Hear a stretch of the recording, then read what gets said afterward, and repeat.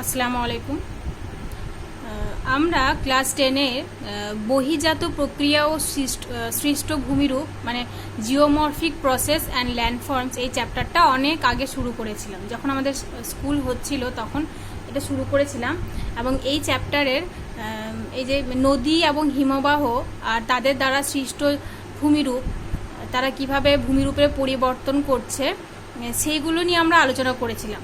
যেমন নদীর ক্ষয়কার্যের দ্বারা সৃষ্ট ভূমিরূপ আই আকৃতির উপত্যকা, ভি আকৃতির উপত্যকা, সঞ্চয় কার্যের ফলে সৃষ্ট ভূমিরূপ যেমন বদ্বীপ, তারপর হিমবাহ, অ্যারেট, অ্যারিটি, এগুলো সবই আমরা আলোচনা করেছিলাম এবং সেগুলো মোটামুটি আমাদের পড়া হয়ে গেছে।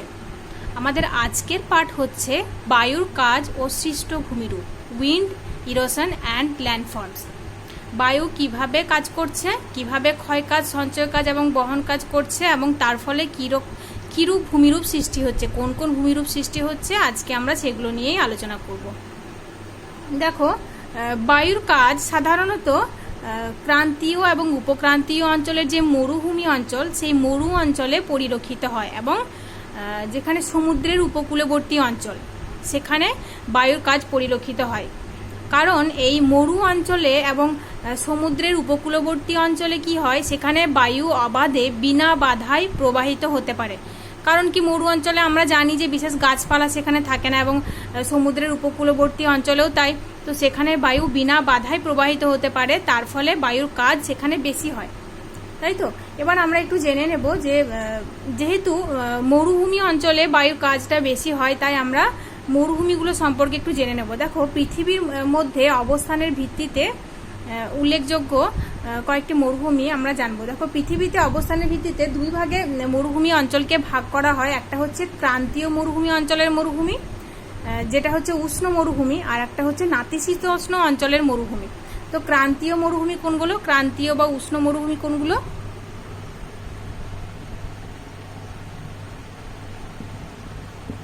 ক্রান্তীয় অঞ্চলের মরুভূমি বা উষ্ণ মরুভূমি, তো নামগুলো আমরা জেনে নিই।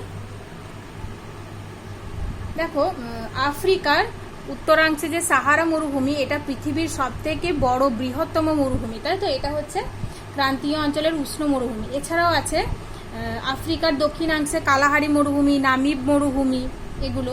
এবং উত্তর আমেরিকার সোনেরান মরুভূমি, মোজাভে মরুভূমি, দক্ষিণ আমেরিকার আটাকামা মরুভূমি, সেচুরা মরুভূমি, এবং ভারত ও পাকিস্তানের থর মরুভূমি, অস্ট্রেলিয়ার অস্ট্রেলীয় মরুভূমি, যেটি দক্ষিণ গোলার্ধের বৃহত্তম মরুভূমি। তো এই হলো ক্রান্তীয় উষ্ণ মরুভূমি। এবার হচ্ছে নাতিশীতোষ্ণ মরুভূমি। নাতিশীতোষ্ণ মরুভূমিগুলো একটু আমরা জেনে নিই।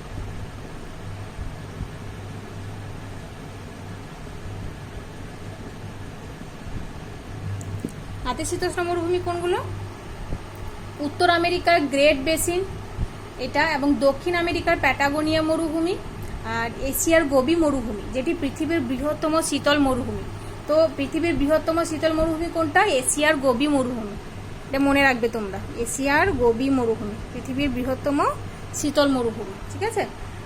এবং আছে তাকলামাকান। তো নাতিশীতোষ্ণ মরুভূমি এগুলোই, তোমরা নামগুলো একটু মনে রাখবে, টেক্সট বই দেখে পড়বে। এবার দেখো, এই মরুভূমিতে সাধারণত বালি প্রবাহিত হয় এবং এই বালির দ্বারাই, বালুকণার দ্বারাই বায়ু ক্ষয়কাজ বা সঞ্চয় কাজ এগুলো হয়। তো বালুকণা কিভাবে সৃষ্টি হয় সেটা একটু আমরা জানবো। দেখো, মরুভূমিতে যখন যান্ত্রিক আবহবিকার হয়, তার ফলে কি হয়, শিলাগুলো খণ্ড বিখণ্ড হয়ে যায়, তাই তো। তার ফলে সেই যে শিলাগুলো খণ্ড বিখণ্ড হলো, সেগুলো আরও ছোট ছোট বালুকণায় পরিণত হয়ে যায়। দেখো, মোটা বালুকণা ব্যাস হয় 0.5 থেকে 1 মিলিমিটারের মতো হয়। তারপর মধ্যম আকৃতির বালুকণা আছে, তারপর আবার একদম মিহি বালুকণা আছে। তো এই 3 ধরনের বালুকণা মরুভূমিতে দেখতে পাওয়া যায় এবং এই বালুকণার প্রভাবে বায়ু কাজ করে।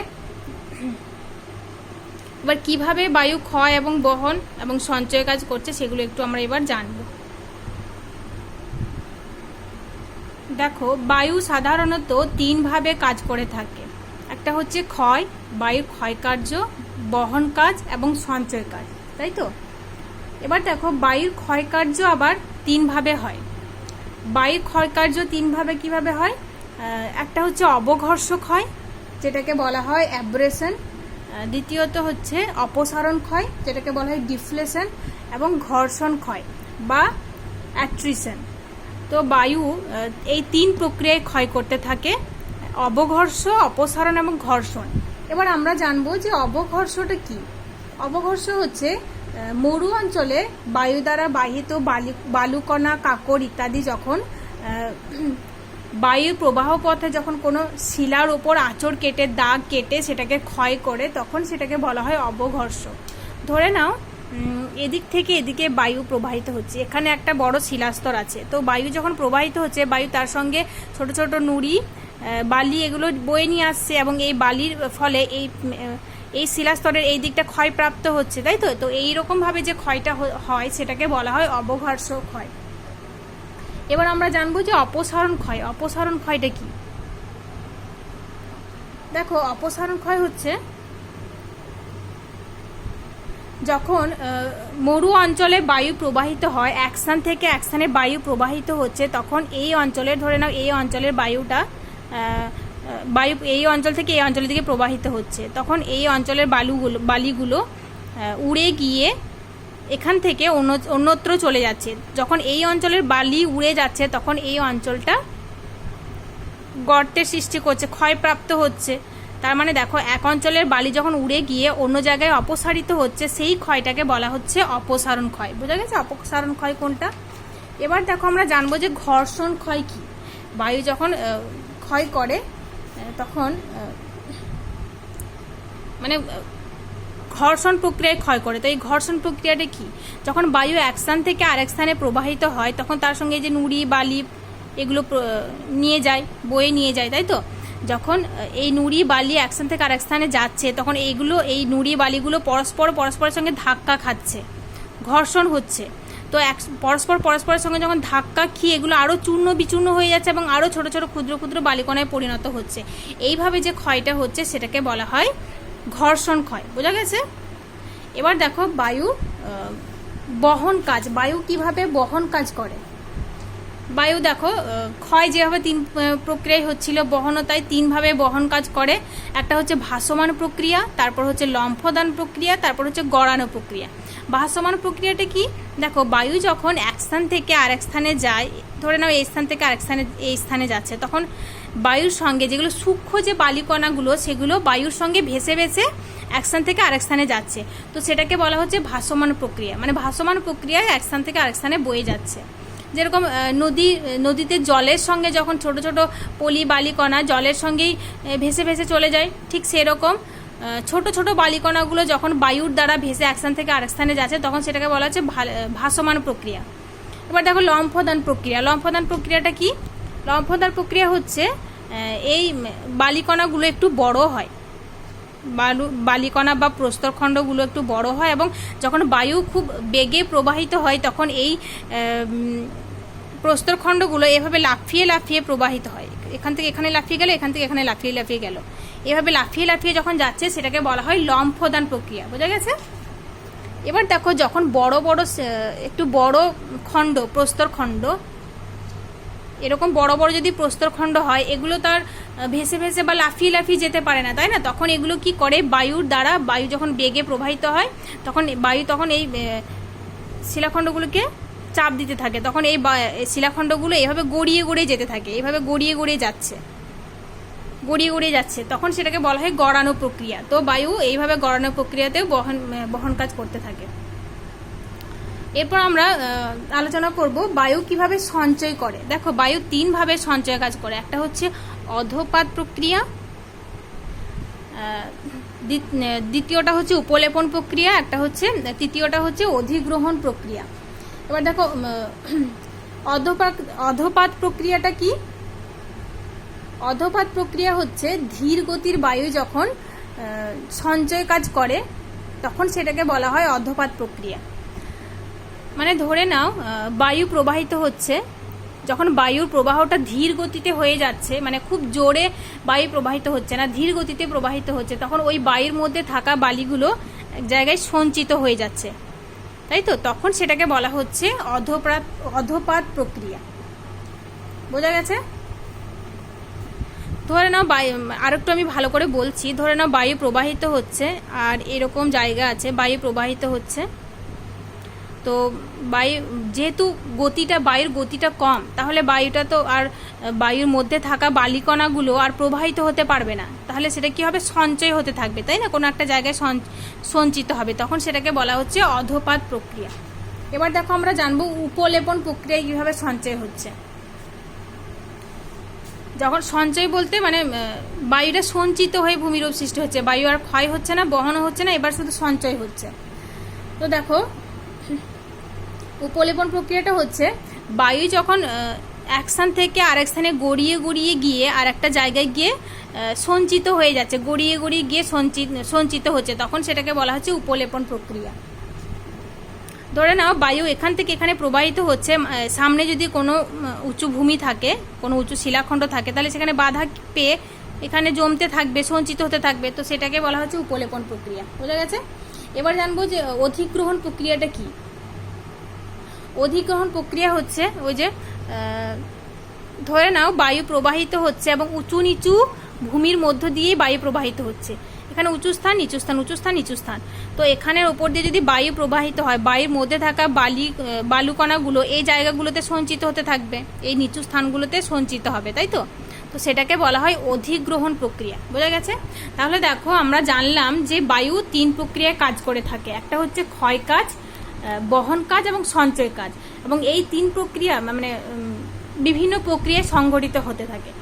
যেমন দেখো ক্ষয় কাজ, বায়ু ক্ষয় কাজ কিভাবে হচ্ছে, অবঘর্ষ প্রক্রিয়ায় ক্ষয় হচ্ছে, অপসারণ প্রক্রিয়ায় ক্ষয় হচ্ছে, আবার ঘর্ষণ প্রক্রিয়ায় ক্ষয় হচ্ছে। বায়ু যখন বয়ে যাচ্ছে, বহন কাজ করছে, মানে বালিগুলো এক স্থান থেকে আরেক স্থানে বয়ে যাচ্ছে, সেটাও আবার 3 ভাবে হচ্ছে, একটা হচ্ছে ভাসমান প্রক্রিয়ায় বয়ে যাচ্ছে, লম্ফদান প্রক্রিয়ায় বয়ে যাচ্ছে, একটা গড়ানো প্রক্রিয়ায় বয়ে যাচ্ছে। এবার যখন বায়ু সঞ্চিত হচ্ছে, কোনো একটা জায়গায় সঞ্চয় করছে বায়ু, তখন সেটাও কিন্তু 3 ভাবে হচ্ছে, একটা হচ্ছে অধপাত প্রক্রিয়া, উপলেপন প্রক্রিয়া এবং অধিগ্রহণ প্রক্রিয়া। আশা করছি এটা তোমরা বুঝতে পেরেছো। এখন দেখো আমরা বিভিন্ন ধরনের মরুভূমির কথা জানবো। একটা হচ্ছে বালুকাময় মরুভূমি, আর একটা হচ্ছে পাথুরে মরুভূমি এবং শিলাময় মরুভূমি। এই মরুভূমিগুলো বিভিন্ন জায়গায় বিভিন্ন নামে পরিচিত, তো সেই নামগুলো তোমরা মনে রাখবে, পড়বে, ওগুলো দিয়ে তোমাদের ছোট ছোট শর্ট কোশ্চেন আসতে পারে, সেই জন্য আমি এটা বলছি তোমাদেরকে। দেখো বালুকাময় মরুভূমি মানে হচ্ছে যেখানে বালির ব্যাস খুবই কম, 0.5 থেকে 1 মিলিমিটারের মতো, তো বালি দিয়ে, শুধু বালি দিয়ে গঠিত এরকম মরুভূমি, মানে শুধু বালি দিয়ে বলবো না, বালি পাথর এরকম, কিন্তু বালুকাময় মরুভূমি বলতে যেখানে বালির ভাগটা বেশি। তো দেখো এই সাহারা মরুভূমির যে বালি গঠিত যে মরুভূমি অঞ্চল, সেটাকে বলা হয় আর্গ, এবং তুর্কিস্তানে এটাকে বলা হয় কুম। তার মানে দেখো বালুকাময় মরুভূমি বিভিন্ন অঞ্চলে বিভিন্ন নামে পরিচিত, যেমন সাহারায় এটা আর্গ নামে পরিচিত, আবার তুর্কিস্তানে কুম নামে পরিচিত। এবার দেখো পাথুরে মরুভূমি, বিভিন্ন আকৃতির যে প্রস্তরখণ্ড, সেই প্রস্তরখণ্ড দ্বারা যে মরুভূমি তৈরি হচ্ছে সেটাকে বলা হচ্ছে পাথুরে মরুভূমি। তো এই পাথুরে মরুভূমি আলজেরিয়ায় রেগ নামে পরিচিত এবং লিবিয়া ও মিশরে সেরির নামে পরিচিত। তাহলে রেগ আর সেরির কি তোমরা বুঝতে পেরেছো? এরকম তোমাদের ছোট বা 2 নম্বরের কোশ্চেন আসতে পারে যে রেগ ও সেরির বলতে কি বোঝো, বা বালুকাময় মরুভূমিকে সাহারায় কি বলা হয়, আর্গ বলা হয়, তুর্কিস্তানে কি বলা হয়, কুম বলা হয়, এরকম ছোট ছোট তোমাদের কোশ্চেন আসতে পারে, তো এটা মনে রাখবে তোমরা। এবার দেখো শিলাময় মরুভূমিকে সাহারায় কি বলা হয়, হামাদা বলা হয়, কেবলমাত্র শিলা দ্বারা গঠিত। মানে সাহারা মরুভূমি তো অনেক বড়, তাই না, তো সাহারা মরুভূমির যে অংশগুলো শিলাময় মরুভূমি যে অঞ্চলটা, সেটাকে বলা হয় হামাদা। বোঝা গেছে?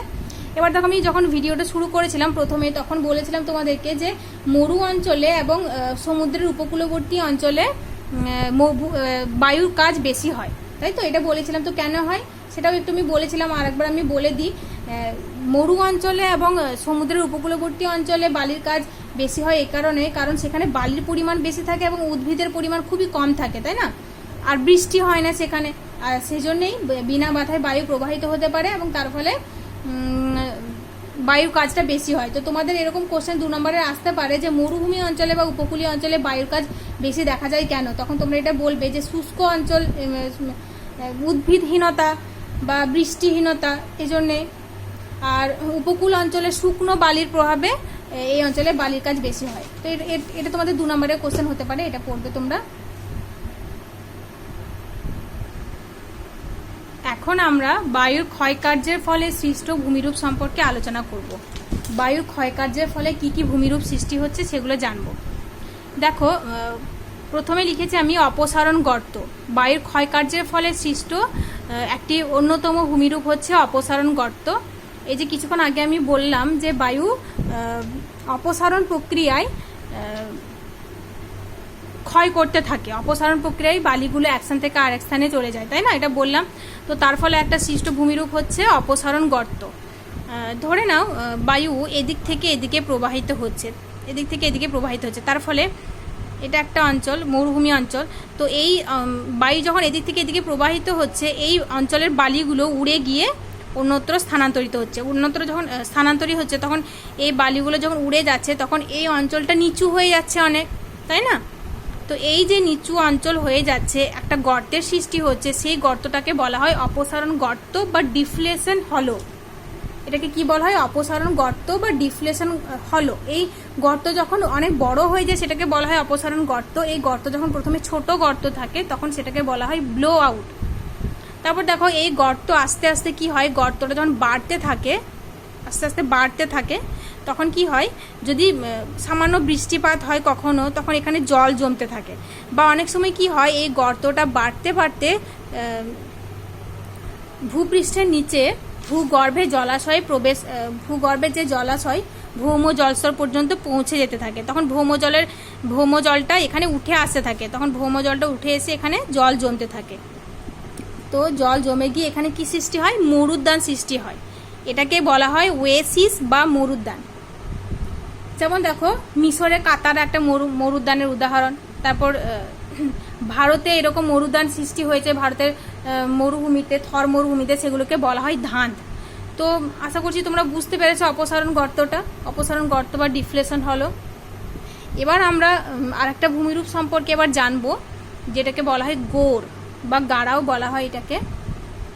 দেখো, মরুভূমিতে অনেক সময় বড় বড় শিলাখণ্ড বা প্রস্তরখণ্ড থাকে। এরকম বড় শিলাখণ্ড, ধরে নাও এরকম একটা বড় শিলাখণ্ড আছে এবং বায়ু এখান থেকে এদিকে প্রবাহিত হচ্ছে, বা এখান থেকে এদিকে বায়ু চারদিক দিকেই প্রবাহিত হতে থাকে, তাই না? তো দেখো, অনেক সময় কি হয়, বায়ুতে এরকমও হতে থাকে যে একটা শিলাস্তর ওপরের দিকটা কঠিন শিলা দ্বারা গঠিত এবং নিচের দিকটা কোমল শিলা দ্বারা গঠিত। এটা কঠিন শিলা, এটা কোমল শিলা। তাহলে বায়ু যখন প্রবাহিত হবে, এই কঠিন শিলাটা কম ক্ষয়প্রাপ্ত হবে এবং এই কোমল শিলাটা বেশি ক্ষয়প্রাপ্ত হয়ে এভাবে দাঁড়িয়ে থাকবে, তাই তো?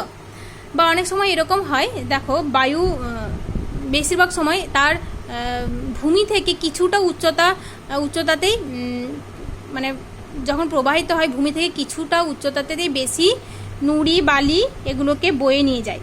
উচ্চতা যত বাড়তে থাকে সেখানে বায়ুতে নুড়ি বালির পরিমাণ কমতে কমতে অনেকটা কমে যায়, তাই না? তাহলে যেখানে নুড়ি বালির পরিমাণ বেশি হবে সেখানে ক্ষয়টা বেশি হবে। তার ফলে দেখো, এই অঞ্চলটা ক্ষয়প্রাপ্ত বেশি হচ্ছে এবং মাথার দিকটা কম ক্ষয়প্রাপ্ত হচ্ছে। তার ফলে এরকম একটা ভূমিরূপের সৃষ্টি হচ্ছে, ব্যাঙের ছাতার মতো।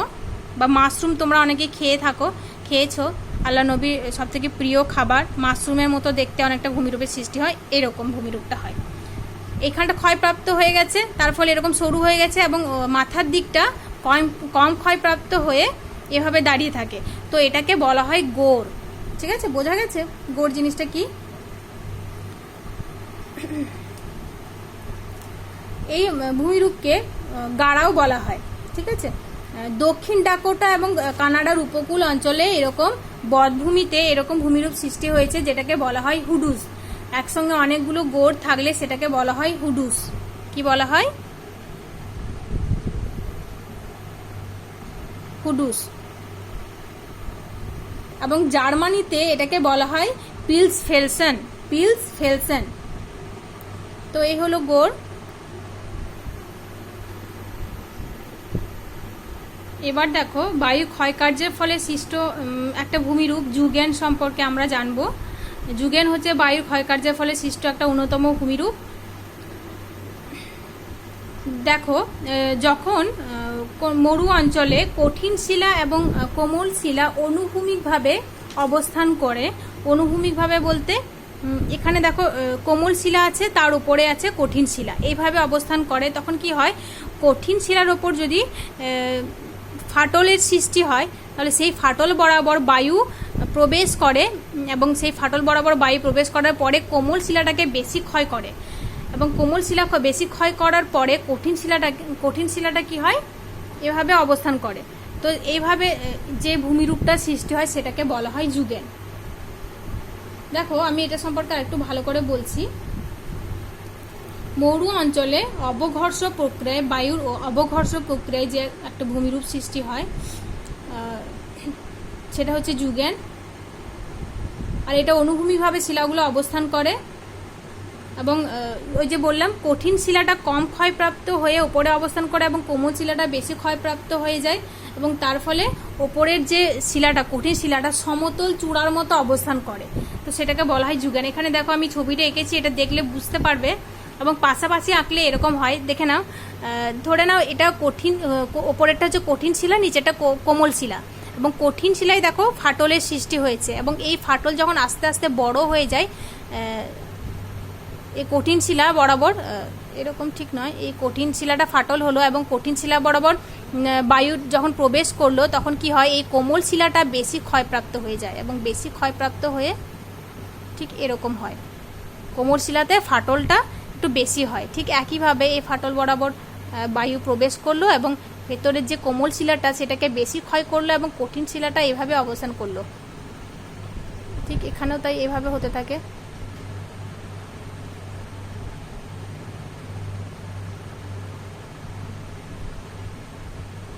তাহলে দেখতে পাচ্ছ তোমরা এরকম একটা ভূমিরূপের সৃষ্টি হয়। কঠিন শিলাটা এখানে দেখো সমতল চূড়ার মতো দাঁড়িয়ে আছে এবং কোমল শিলাটা বেশি ক্ষয়প্রাপ্ত হয়ে গেছে। এইভাবে যে ভূমিরূপটা সৃষ্টি হয়, এটা এই দিক থেকে দেখলে এরকম মনে হয়, তো এটাকেই বলা হয় যুগেন। এরপর আমরা আরেকটা ভূমিরূপ সম্পর্কে জানবো, যেটা হচ্ছে ইয়ারদাং। অনেকটা এরকমই, কিন্তু যুগেন আর ইয়ারদাংয়ের অনেক পার্থক্য আছে। তো যুগেন আর ইয়ারদাংয়ের পার্থক্যটা তোমাদের আসতে পারে, এটা খুবই ইম্পর্টেন্ট, তোমরা এটা পড়বে, যুগেন এবং ইয়ারদাংয়ের পার্থক্যটা। বায়ুর ক্ষয়কার্যের ফলে অন্যতম আর একটা ভূমিরূপ হচ্ছে ইয়ারদাং। দেখো যুগেনটা যখন আমি আলোচনা করলাম তখন আমি বললাম যে কঠিন শিলা এবং কোমল শিলা অনুভূমিকভাবে অবস্থান করে, কিন্তু ইয়ারদাংয়ের ক্ষেত্রে কি হয়, কঠিন শিলা এবং কোমল শিলা উল্লম্বভাবে অবস্থান করে। এটা হচ্ছে, ধরে নাও এটা হচ্ছে কঠিন শিলা, এটা কঠিন শিলা এবং এটা হচ্ছে কোমল শিলা, উল্লম্বভাবে অবস্থান করছে। কঠিন শিলা, কোমল শিলা, কঠিন শিলা, কোমল শিলা এবং কঠিন শিলা, এবং বায়ু এদিক থেকে এদিকে প্রবাহিত হয়। এখানে দেখো আমি ইয়ারদাংয়ের একটা ছবি দিয়ে দিয়েছি, এখান থেকে এদিকে বায়ু প্রবাহিত হচ্ছে, এখান থেকে এদিক থেকে বায়ু প্রবাহিত হচ্ছে। তার ফলে কি হয়, যেখানে কঠিন শিলা অবস্থান করছে, কঠিন শিলাটা কম ক্ষয়প্রাপ্ত হয়ে খাড়াভাবে অবস্থান করে এবং কোমল শিলাটা বেশি ক্ষয়প্রাপ্ত হয়ে গেছে। দেখো এখানে আমি ছবি এঁকে দেখিয়েছি, এখানেও তাই কোমল শিলাটা ক্ষয়প্রাপ্ত হয়ে গেছে এবং কঠিন শিলাটা খাড়াভাবে অবস্থান করছে। তো এইভাবে যে ভূমিরূপটা সৃষ্টি হয়, একটা দেওয়ালের মতো তৈরি হয়ে যায়, তো সেটাকে বলা হয় ইয়ারদাং। ঠিক আছে, এটা মনে রাখবে তোমরা। ইয়ারদাং যখন তীক্ষ্ণ হয়ে যায়, ইয়ারদাংয়ের এগুলো যখন তীক্ষ্ণ হয়ে যায় সেটাকে বলা হয় নিডল। কি বলা হয়? নিডল। দেখো মধ্য সাহারা মিশরে এবং টাকলামাকার মরুভূমিতে, ইরানের লুটমরু মরুভূমিতে ইয়ারদাং দেখা যায়। আফগানিস্তানের খস মরু এবং ক্যালিফোর্নিয়ার মোজাবে মরুতেও ইয়ারদাং দেখা যায়। ঠিক আছে, তোমরা যুগেন এবং ইয়ারদাংয়ের পার্থক্যটা খুব ভালোভাবে করবে। যদি বুঝতে না পারো আমাকে আবার জিজ্ঞেস করবে, আমি বলে দেবো তোমাদেরকে। বায়ুর ক্ষয়কার্যের ফলে সৃষ্ট আর একটা অন্যতম ভূমিরূপ হচ্ছে ইনসেলবার্জ। ইনসেলবার্জ কথাটির অর্থ হচ্ছে দ্বীপ শৈল বা island of mountain, island mountain. Inselberg একটা জার্মান শব্দ যার অর্থ হচ্ছে দ্বীপ শৈল, এটা মনে রাখবে। দেখো ইনসেলবার্জের একটা ছবি আমি এঁকেছি, এটা হচ্ছে ইনসেলবার্জ। ইনসেলবার্জ হচ্ছে ক্ষয়চক্র প্রক্রিয়ার, ক্ষয়চক্রের বার্ধক্য অবস্থায় সৃষ্ট একটা ভূমিরূপ। মানে ইনসেলবার্জ যেখানে থাকবে সেখানে আমরা আমাদের বুঝে নিতে হবে যে এটা ক্ষয়চক্রের শেষ সীমা বা একদম বয়স্ক পর্যায়ে, বার্ধক্য পর্যায়ে বলতে গেলে। যেখানে ধরে নাও, তোমাদেরকে কিভাবে বলবো আমি, ধরে নাও তোমাদের অনেক সময় দেখবে নারকোল দেওয়া আইসক্রিম আমরা অনেক ছোট ছিলাম যখন তখন খেয়েছি, বা ধরে নাও তোমাদের একটা বরফের মধ্যে একটা পাথর রয়েছে, ঠিক আছে। এবার ওই বরফটাকে যদি নামিয়ে দেওয়া হয় কি হয়, বরফটা গলে চলে যাবে কিন্তু পাথরটা ওখানেই থেকে যাবে, তাই তো। ঠিক একই রকমভাবে এই অঞ্চলটা ঠিক এরকম ছিল প্রথমে। তো পরবর্তীকালে এগুলো কোমল শিলা দ্বারা গঠিত, এগুলো ক্ষয়প্রাপ্ত হয়ে অপসারিত হয়ে গেছে, ক্ষয়প্রাপ্ত হয়ে অপসারিত হয়েছে এবং মানে অবনমিত ভূভাগ যখন তৈরি হয়, আমরা জানি যে অবনমিত ভূভাগ কীভাবে তৈরি হয়, বা ক্ষয় কার্যের ফলে, তাই না। নদী এবং বায়ু দ্বারা ক্ষয়প্রাপ্ত যখন হয় তখন কোনো একটা অঞ্চল যখন নিচে নেমে যায় সেটাকে আমরা বলি অবনমিত ভূভাগ। ঠিক একই রকম এখানে অবনমিত ভূভাগের সৃষ্টি হয়েছে বা অবনমিত সমভূমির সৃষ্টি হয়েছে, অঞ্চলটা অবনমিত হয়ে গেছে, অপসারিত হয়ে চলে গেছে সব কিছু, কিন্তু যেগুলো কঠিন শিলা দ্বারা গঠিত শিলাখণ্ড সেগুলো ক্ষয় প্রতিরোধ করে এভাবে দাঁড়িয়ে থাকে, তো সেটাকেই বলা হয় ইনসেলবার্জ। ঠিক আছে, ইনসেলবার্জ কথাটির অর্থ হচ্ছে দ্বীপশৈল, এটা তোমরা মনে রাখবে। এবং একসঙ্গে অনেক বড় বড় ইনসেলবার্জ যখন অবস্থান করে সেটাকে বলা হয় কোপিস। কি বলা হয়? কোপিস। এই ছোট ছোট কথাগুলো তোমরা মনে রাখবে। কোপিস বলতে কি বোঝো, 1 নম্বরে কোশ্চেন আসতে পারে। গ্রানাইট এবং নিচ শিলায় এই ভূমিরূপটা বেশি গঠিত হয় এবং কংগ্লোমারেট শিলাতেও অনেক সময় ইনসেলবার্জ গড়ে ওঠে। দেখো, নাইজেরিয়া এবং পশ্চিম অস্ট্রেলিয়া এবং কালাহারি মরুভূমিতেই ইনসেলবার্জ দেখা যায়, অনেক ইনসেলবার্জ দেখা যায়। এরপর আর একটা তোমাদের ভূমিরূপ আলোচনা করব, সেটা হচ্ছে ভেন্ডি ফ্যাক্ট। ভেন্ডি ফ্যাক্টটা কি? ভেন্ডি ফ্যাক্ট হচ্ছে বায়ু যখন মরু অঞ্চলে এক স্থান থেকে আরেক স্থানের দিকে প্রবাহিত হয়, ধরে নাও এখানে একটা শিলাখণ্ড আছে এবং বায়ু এদিক থেকে এদিকে প্রবাহিত হচ্ছে, তার ফলে কি হয়, বায়ু এদিক থেকে এদিকে প্রবাহিত হলে এই দিকটা এবড়ো খেবড়ো হয়ে যাবে, কিন্তু অপোজিট দিকটা মসৃণ থাকে। যেদিকে বায়ু প্রবাহিত হচ্ছে বা অনুবাদ ঢালটা এবড়ো খেবড়ো হয়ে আছে, অপোজিট দিকটা হচ্ছে মসৃণ, এটাকে বলা হয় ভেন্ডি ফ্যাক্ট। দেখো, আমরা পড়েছিলাম যখন হিমবাহের ক্ষয়কার্যের ফলে একটা ভূমিরূপ হচ্ছে, যেন পড়েছিলাম তখন, আমার এখন মনে পড়ছে না। হিমবাহ যখন তোমাদের আলোচনা করছিলাম তখন আমি তোমাদেরকে বলেছিলাম রসে মতানে, মনে পড়েছে, রসে মতানে। তো রসে মতানে এবং ভেন্ডি ফ্যাক্টের পার্থক্য তোমাদের অনেক সময় আসতে পারে, 2 নম্বর কোশ্চেন বা 1 নম্বর কোশ্চেন আছে রসে মতানে।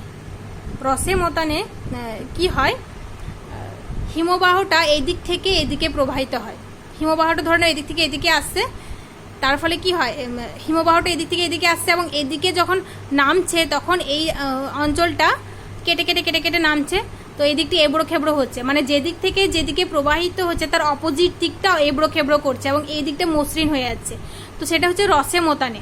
কিন্তু ভেন্ডি ফ্যাক্টে কি হয়, যেদিক থেকে যেদিকে বায়ু প্রবাহিত, এদিক থেকে এদিকে বায়ু প্রবাহিত হচ্ছে এবং এই অঞ্চলটা ক্ষয়প্রাপ্ত হয়ে যাচ্ছে, তো এটা হচ্ছে ভেন্ডি ফ্যাক্ট।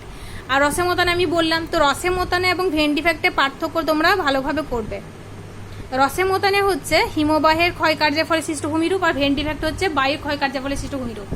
বায়ু যেদিক থেকে প্রবাহিত হচ্ছে সেই দিকে ক্ষয় করছে, সেটাকে হচ্ছে ভেন্ডি ফ্যাক্ট। আর হিমবাহে কি হয়, বায়ু যেদিকে প্রবাহিত হচ্ছে তার বিপরীত দিকটা অমসৃণ হয়ে যাচ্ছে, তাই তো, ক্ষয় করে অমসৃণ হয়ে যাচ্ছে, আর যেদিক থেকে প্রবাহিত হচ্ছে সেদিকটা মসৃণ হচ্ছে, তো এই পার্থক্যটা তোমরা করবে। এরপর দেখো, আমরা আর একটা ভূমিরূপ সম্পর্কে জানবো, সেটা হচ্ছে ড্রেকান্টার। ড্রেকান্টারটা কি?